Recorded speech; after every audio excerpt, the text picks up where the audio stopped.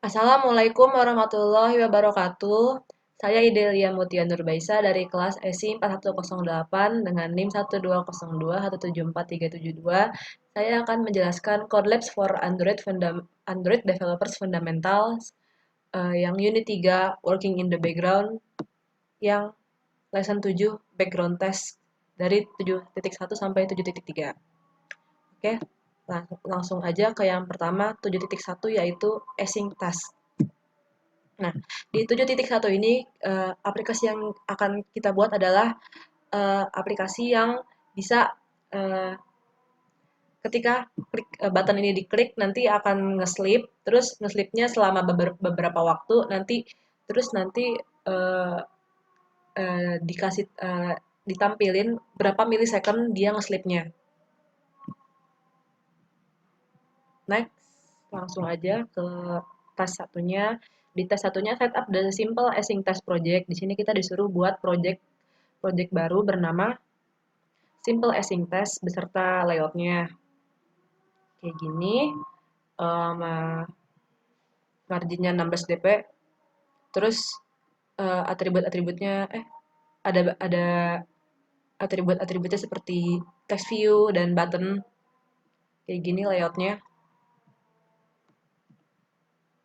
Nah, kayak gini contohnya. Ada text view sama button. Text view-nya yang ini tulisan untuk yang I'm ready to start to work. Terus buttonnya ini, buttonnya untuk start test. Lanjut ke yang tes 2. Di tes 2 ini kita bikin subclass async test. Nah, async test ini adalah kelas abstrak. Jadi kita harus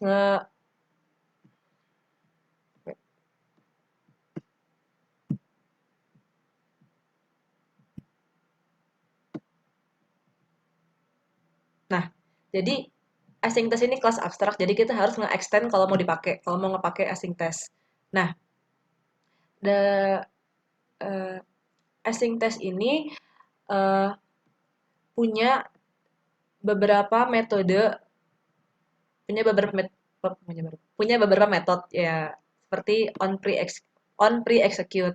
Nah, on pre execute ini digunakan untuk setting up your test, kayak misalnya uh, nge apa nampilin progress bar. Terus yang kedua ada do in background. Kalau ini misalnya nge-execute kode tapi di tempat yang lain. Terus ada on progress update. Ini untuk nge-update progress pada UI, kayak misalnya isi progress barnya. Ini oh ya. Terus ada on post execute. Ini untuk nge-update hasil kalau misalnya async testnya sudah selesai loading. Kayak gini. Terus terus ketika kita bikin async test, kita bisa mengkonfigurnya menggunakan 3 parameter ini. Kayak misalnya param, eh, terus progress, terus result. Param itu biasanya buat do in background, terus kalau progress untuk on progress update, dan result untuk on post execute. Nah, di tes di kelas ini, oke, langsung aja kita pakai nge-make async testnya, yang mana kita harus bikin Java class baru lagi namanya simple simple async test. Nah, karena async test ini kan abstract class ya, jadi kita harus nge-extend dia. Jadi simple async test di-extend ke async test. Seperti ini, public class simple async test extends async test. Terus parameternya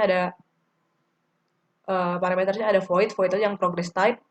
Terus ada string untuk result hasilnya, tipe hasilnya. Seperti ini. Simple async test, extends async test.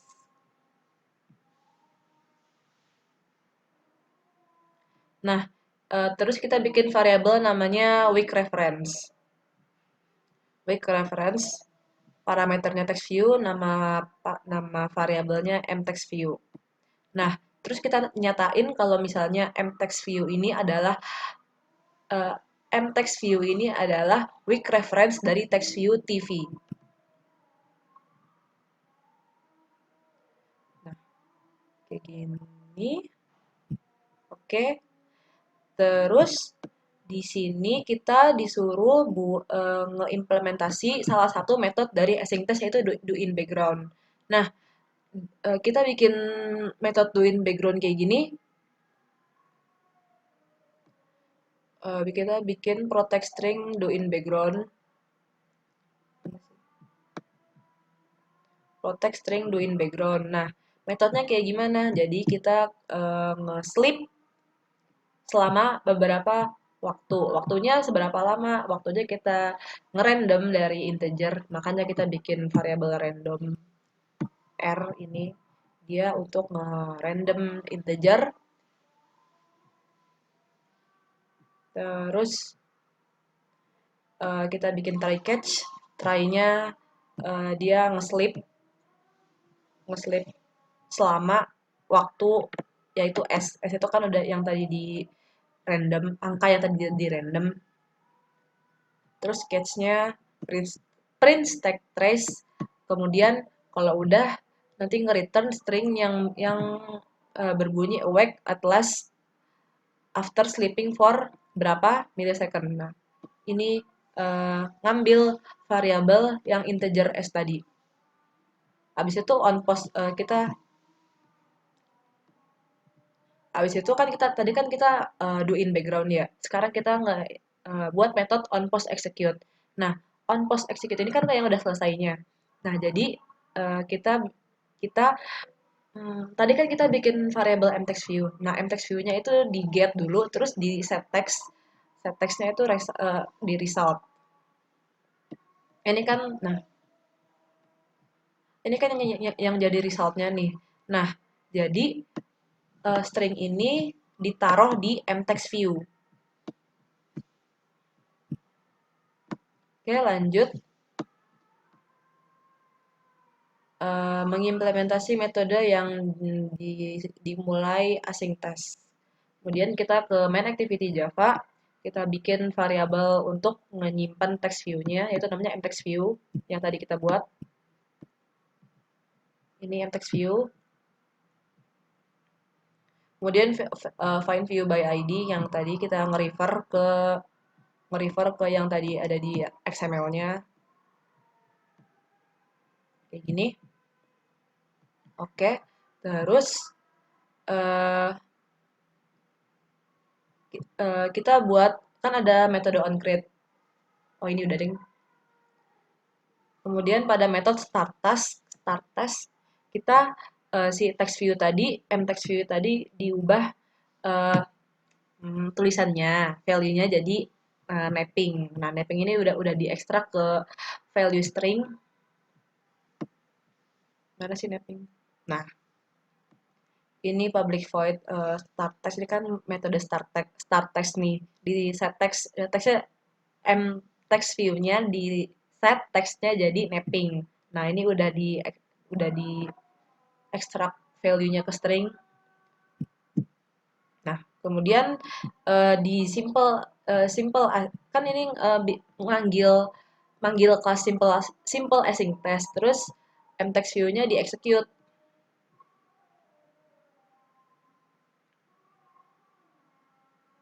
Jadi kayak ya kalau misalnya dia tulisannya lagi mapping berarti simple async test-nya lagi nge-execute.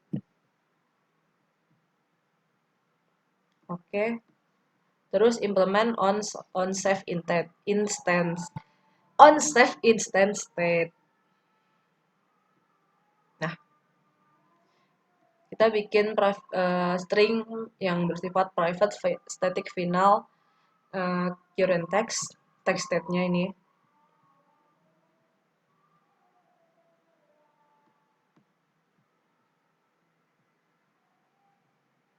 Kayak gini contohnya. Kemudian langsung aja di run aplikasinya biar kita bisa lihat.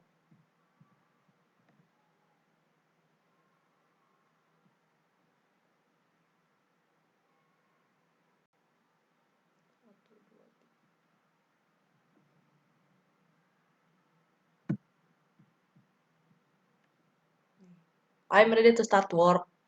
Terus kita pencet buttonnya start test. Nah, tadi kan dia belum mulai tuh. Sekarang mulai. Ini bakal nge-sleep. Nah, tadi sleep-nya yang tadi sebentar banget itu 400 milisecond. Kemudian mulai lagi. Kalau sekarang 1200 milisecond. Coba dimulai lagi. Sekarang 600 milisecond. Nah, tadi napping tadi tuh jadi dia lagi nge-execute sleep-nya. Sekarang 1600 milisecond. Oke, kayak gitu.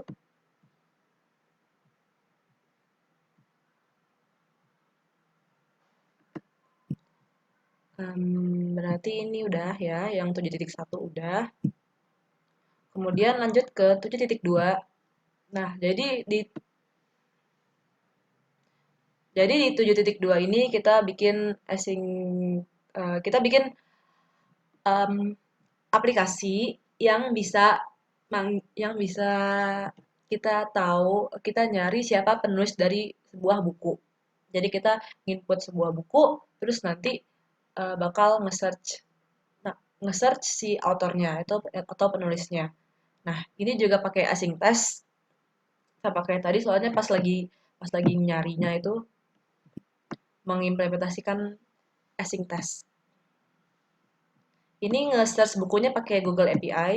Nah, jadi kita harus nge-send uh, Google Books API request-nya di sini.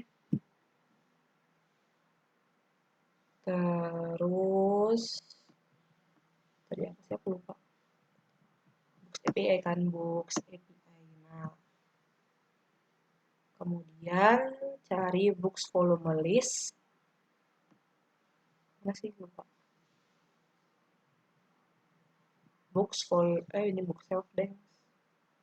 Ah, books volume list. Kan dia performs a book search. Nah, kemudian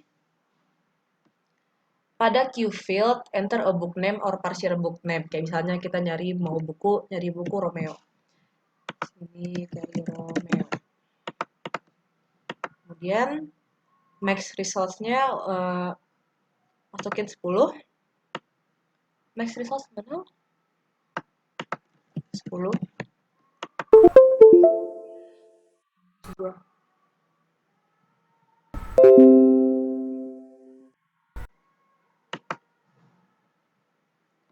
Max resultnya 10, terus print type-nya jadi jenis bukunya apa? Print type-nya itu buku.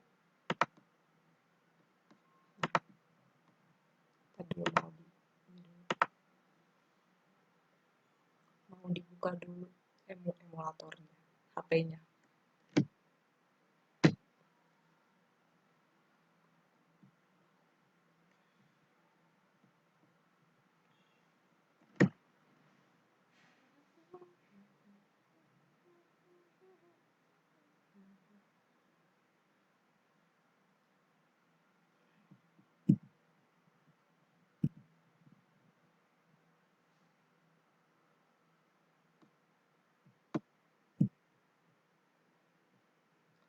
Oke, kemudian kita execute without all out.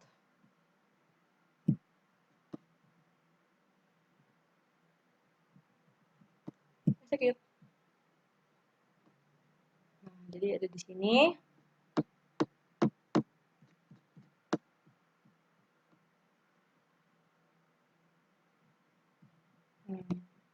Kemudian kita bikin project Android-nya yaitu Who Wrote It app. Aplikasinya namanya Who Wrote It. Kemudian kita bikin layout-nya. Layout-nya kayak gini ada beberapa atribut ya, elemennya. Kayak misalnya text view, edit text, button text view untuk keterangan apa, teks keterangannya, edit text untuk naruh buku apa yang mau kita cari, terus buttonnya untuk button nyarinya, terus text view lagi untuk nampilin hasilnya. Nah, kemudian kita bikin di button itu kita bikin metode on click. Nama metodenya adalah search books. Kayak misalnya di sini saya udah buat kayak gini. masukkan nama buku untuk cari tahu siapa yang nulis bukunya. Ini text view, edit textnya, kemudian di buttonnya. Kemudian di buttonnya ada metode on click-nya itu search books. Nanti dia ada di main activity-nya.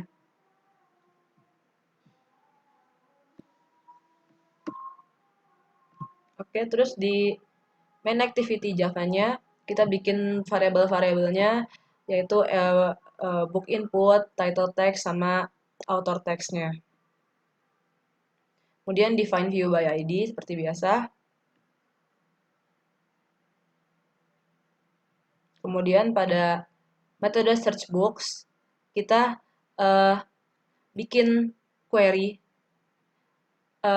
Kita bikin query jadi jadi tipe datanya itu string, query nama variabelnya query string.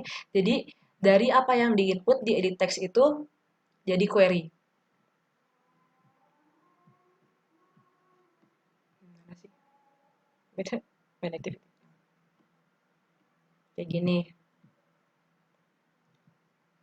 Oke. Terus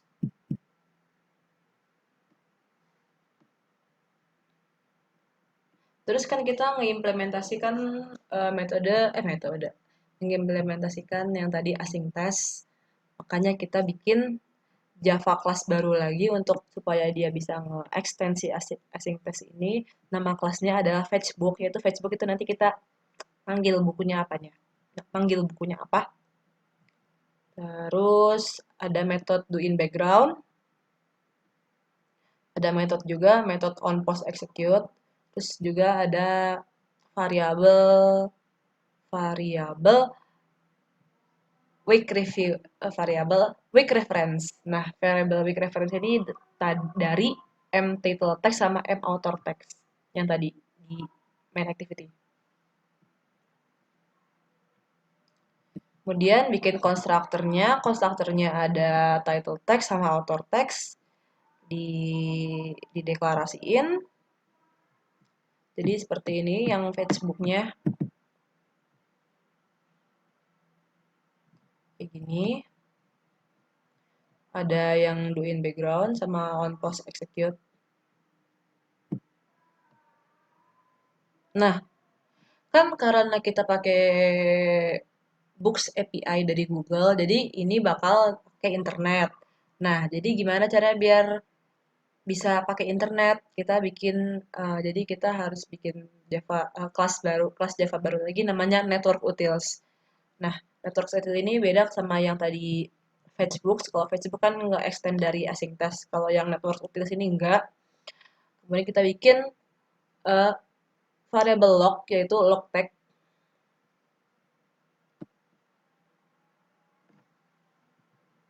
Jadi kita bikin variabel namanya jadi kita bikin metode statik namanya getBookInfo. Nah, dalam situ kita bikin variabel yaitu uh, URL connection, buffer reader, sama JSON string ini untuk yang JSON-nya. Nah, pada jadi nanti si getBookInfo ini kita bakal nge-return book JSON string. Dan kita bikin try catch finally.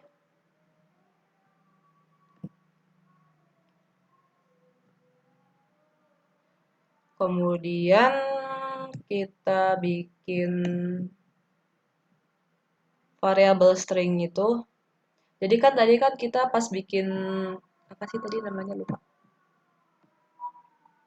Pas bikin API-nya kita pakai query-nya kita masukin yang di queue, parameternya queue, terus max result sama print type-nya. Terus URL-nya apa? Google APS Books Volume kan. Tadi kan kita pakainya yang itu. Nah, jadi kita definisiin API-nya gimana. Kemudian bikin metode untuk request URI. Jadi query-nya yang tadi query string tadi kan yang dimasukin di edit text tadi. Terus next resultnya 10, print type-nya books. Jadi kita manggilnya buku aja di sini, yang tipenya buku. Kemudian di URL-nya kita bikin variable URL namanya request URL, terus bikin URI diubah ke string. Kemudian bikin request-nya, aku udah bikin belum, ini kan di Nator. Nah, kayak gini, kecil tulisannya. Nah, dalam try tadi kan kita bikin try catch finally. Nah, dalam try ini kita bikin respons dari koneksi pakai input stream. Input stream, buffer reader sama string builder. Ada input stream, buffer reader sama string builder. Kemudian baca input line by line-nya. Nih, ini tuh.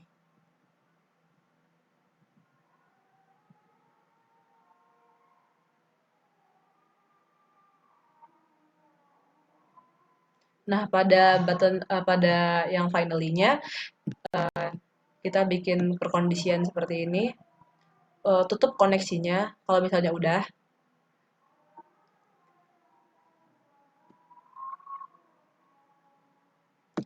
Terus pada fetchbook, pada metode doin background-nya di return get book infonya kan tadi kan udah ketemu nih get book infonya. Eh, kita ngambil ini kan tadi bentuknya array, makanya kita ambil yang yang hasilnya yang paling pertama, makanya di nomor 0, array nomor 0, yaitu yang pertama. Terus eh, pada main activity kita eh, nge-launch background testnya dengan execute. Makanya ini new new fetchbook m title text m author text terus execute-nya apa? Dari query string tadi. Query string tadi kan yang dimasukin di edit text. Kemudian karena ini kan pakai internet, jadi harus harus pakai internet permissions dulu, yaitu di definisinya di Android manifest.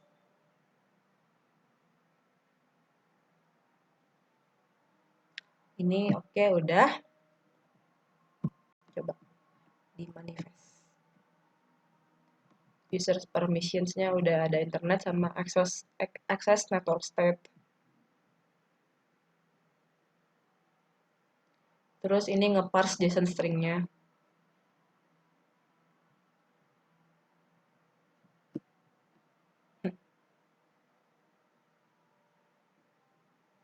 Oke.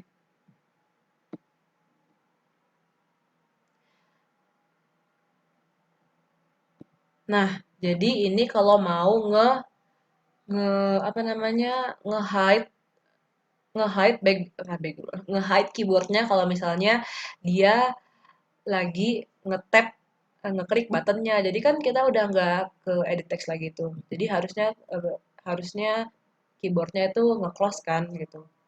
Nah, jadi kayak gini metodenya, input input method manager, kita nge-manage si inputnya itu. Jadi hide soft input from window, hide not always.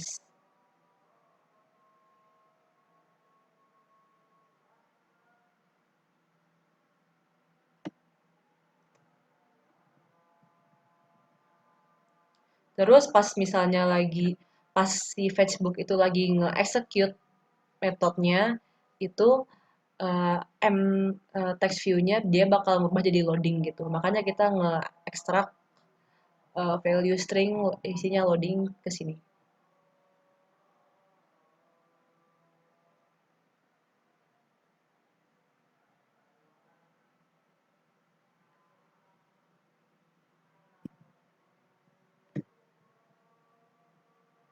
Nah, ini udah.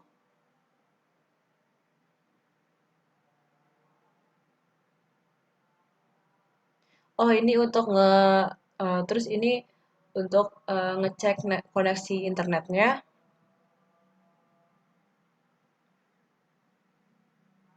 Kalau misalnya koneksinya nggak ada, dia bakal nge-get active networknya. Oke, lanjut. Terus migrate to async test loader.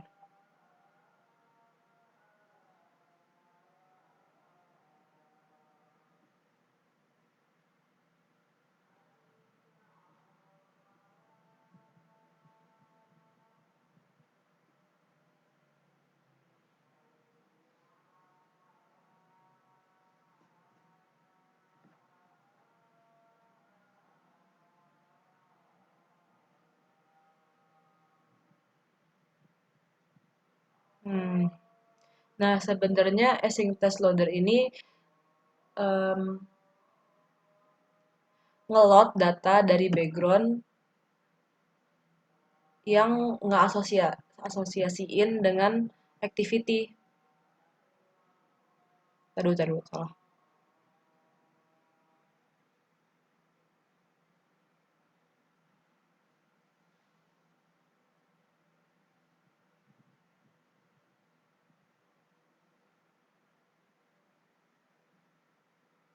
Oh, jadi, nah, sekarang task 4 migrate to async test loader. Nah, jadi dari tadi kan kita pakai async test. Nah, pas kita pakai async test, untuk nge-perform ngejalanin operasi di background, nah, bagian tempat backgroundnya ini nggak bisa nge-update tampilannya atau UI-nya jika konfigurasinya berubah. Padahal background testnya masih jalan. Nah, untuk ngatasin ini kita pakai async test loader. Nah,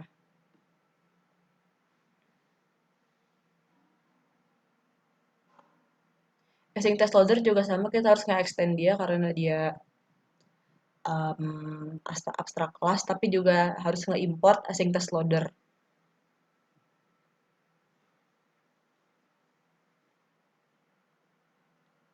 Terus ngeimplementasi metode-metode yang harus ada, yaitu on start loading, kita apa sih, bikin konstruktornya pakai super, kemudian dimodify main activity-nya.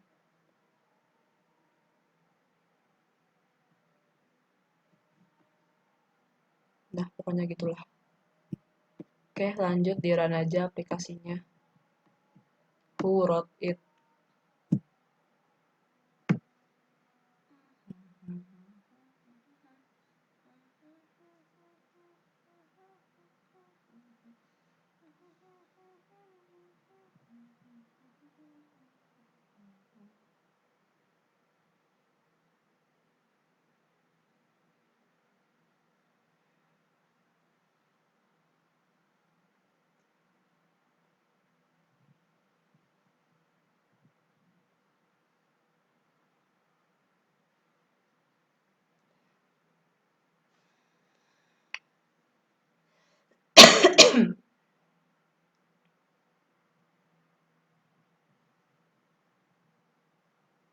Lama banget, lama banget ini mah. Langsung aja deh di run dari sininya.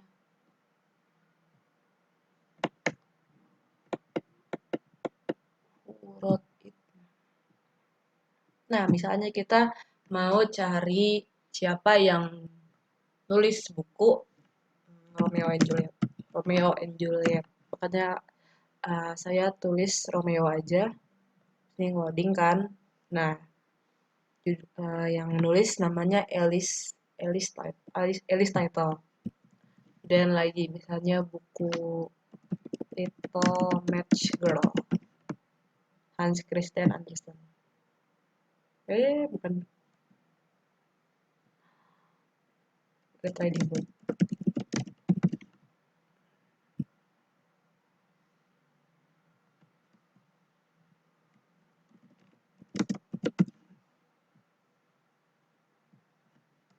Oh, terus misalnya The Snow Queen. Hans Christian Andersen. Kayak gitu contohnya.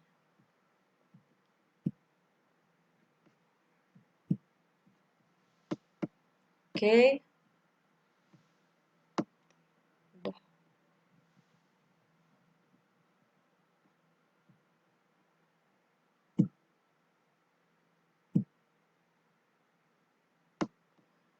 Tujuh titik dua selesai, terus kita lanjut ke 7.3. Nah, di 7.3 ini kita bikin aplikasi namanya Power Receiver. Nah, Power Receiver ini bakal ngeregister broadcast receiver, jadi dia bakal toss bakal ngedisplay toss message ketika device ketika HP kita ini ngecas atau enggak, ada kabel USB yang nyambung atau enggak.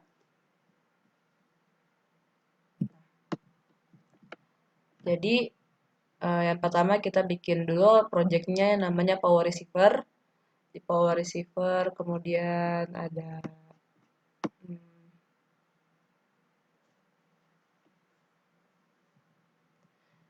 kemudian bikin di main activity bikin variabel namanya custom receiver, nama variabelnya adalah mReceiver. Kemudian bikin intent filter, namanya filter. Nah, kemudian pada intent filter tadi kita tambahin action, yaitu tadi kan kita mau bikin kalau misalnya HP-nya dicolok atau enggak, makanya kita bikin intentnya, actionnya action power disconnect sama action power connect. Jadi kita bikin dua intent filter tadi, satunya actionnya action power disconnect sama satunya action power connect. Kemudian kita register sama unregister receivernya. Ini nge-register receivernya pakai activity kontennya, mReceiver sama filter. Nah, kemudian pada method on destroy di sini nge-unregister receivernya. Kemudian nge-implementasi on receive. Jadi on receive tadi kan berarti kita nge-get actionnya dari intent tadi. Terus kalau misalnya intent actionnya tidak null, berarti ada akan actionnya. Kita masuk ke main ininya, metodenya, uh, ke string toast message-nya. Kita bikin string namanya unknown intent action, terus bikin switch case kalau misalnya intent actionnya switch case berdasarkan intent actionnya. Kalau misalnya intentnya action power connect, maka toast message-nya adalah power connect. Terus kalau misalnya action power disconnect, kalau misalnya udah nggak kecolok lagi, berarti message-nya adalah power disconnect. Kemudian nge-break. Nah, terus setelah statement switch, dibikin tosnya kayak gini, dinyatain untuk tampilin. Next, kemudian send and receive custom broadcast.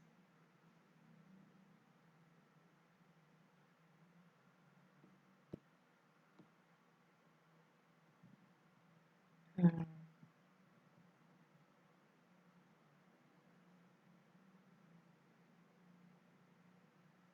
Nah, jadi sender atau pengirim sama penerima atau receiver sama penerimanya. Jadi pengirim dan penerima custom broadcast ini harus setuju sama action string untuk intent yang akan di broadcastin. Kemudian kita bikin string tipenya private static final action custom broadcast. Kemudian nambahin, terus kita bikin button baru yaitu send custom broadcast. Implementasi send custom broadcast. Nah, kita bikin intent baru yang akan nge-custom action string-nya. Intentnya namanya ini, action-nya adalah custom broadcast. Kemudian dideklarasiin pakai local broadcast manager. kemudian di register dan unregister. Ini pada metode onCreate itu kita ngeregister receivernya, kemudian pada onDestroy di unregister. Kemudian bikin responnya pakai switch case pada metode onReceive-nya. Toast message-nya adalah customer broadcast receive. Nah, jadi ini kalau misalnya buttonnya diklik, maka akan munculin metode apa toast, yaitu custom broadcast receive. Seperti ini. Mana sih? Mana sih? Mana sih? Kok ya? Nah, custom receiver.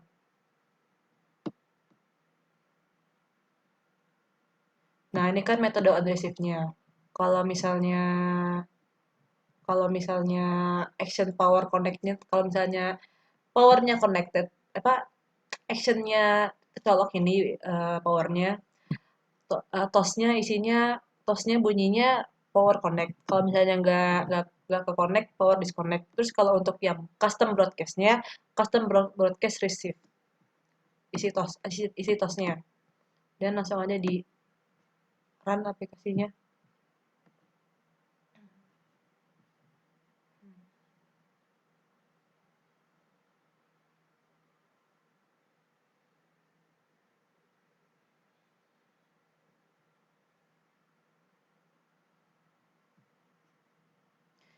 Nah, ini kan kalau untuk yang custom broadcast, ketika kita diklik maka akan muncul tos custom broadcast receive.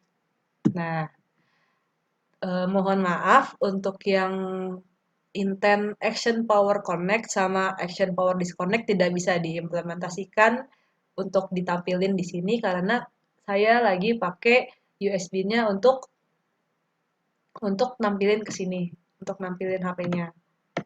Jadi kalau misalnya dicabut nanti nggak kelihatan. Terus nanti kalau misalnya dicolok udah habis tosnya gitu loh. Udah nggak kelihatan lagi. Jadi saya cuma bisa tampilin custom broadcast-nya doang. Oke. Sekian penjelasan Codlabs for Android Developers Fundamental dari saya 7.1 sampai 7.3 lesson 7 background task. Apabila ada kesalahan mohon maaf. Wassalamualaikum warahmatullahi wabarakatuh.